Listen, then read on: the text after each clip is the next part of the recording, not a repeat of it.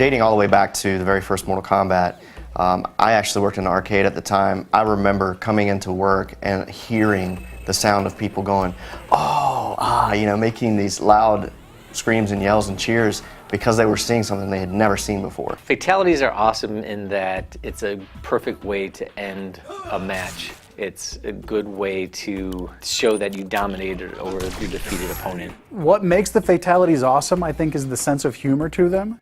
And I know it took me a while to get my arms around the mentality of them myself. And it's, you know, they're very graphic and very disturbing and disgusting, but there's an underlying humor to them that you know, certainly is what defines my favorite ones. I think a lot of the casual players, you know, specifically pick up Mortal Kombat, are always looking up, you know, what are the fatalities, how gruesome they are, you know, even finding out, like unlocking them through the game and stuff like that. Initially, we try and come up with a brainstorming session, kind of get some ideas, we'll like think about stuff, and then we kind of all get together, kind of bounce ideas off each other a little bit, and kind of formulate one really great idea out of all of us. And from there, we do a couple of practices, try to figure out the timing, things like that. We go in the studio, we shoot the actual motion. From there, we take the data, process it, get it into the computer, exaggerate it well beyond whatever we shot so that we get like this really great performance with all the gruesome, brutal things that people come to expect from Mortal Kombat.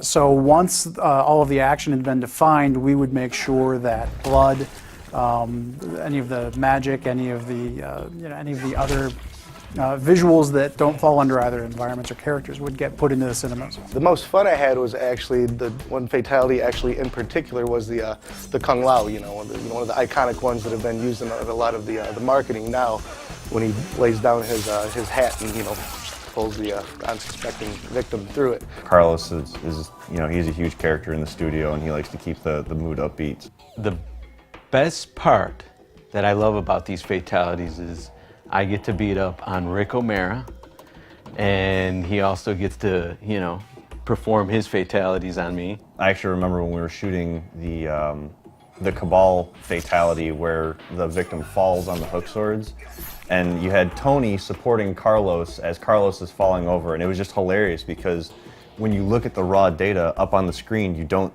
see Tony there, so he fell and it looked so perfect. It was hilarious. Maybe about like the third or fourth take, we start getting into more or less of the vision of the actual fatality, where you're getting into, you know, like, I really need to stab these knives into these guys' clavicle so that way the lightning will strike. You know, when you're doing it the first or second time, you're like, oh, I really don't want to hurt, you know, the other actor. When the other actor gives you the cue, he's like, hey man, just let go and really like hit my clavs. Having somebody able to draw off all that emotional content and trying to get the best performance. My role on fatalities was to make sure that once everything else was in place, that we had visual effects for the fatalities. So once all of the action had been defined, we would make sure that blood, any of the magic, any of the visuals that don't fall under either environments or characters would get put into the cinemas. Probably my favorite and most successful effects are the ones where we involve the most sleight of hand. The classic reptile fatality, getting his tongue to work, was one of those real coups. We use basically a beam, just an ability in the engine to draw a mesh from one point to another, basically attaching one end to Reptile's head and one end to the victim's head, and then introducing material-driven noise to that to make it seem as though there's an elastic tongue where really it's just a code-driven mesh that's going from one point to another. Some of the key points that we really try to focus on is to make sure that every fatality fits into the same look and feel as the others. We don't want one or another to kind of feel different. One of the fatalities that gave us a lot of trouble early on was the sector fatality, where all the missiles fly out, and we had been telling our artists, let's leave it at about 6, and then all these missiles flying around and all these particle effects going off. We were wondering how we were going to pull that one in, but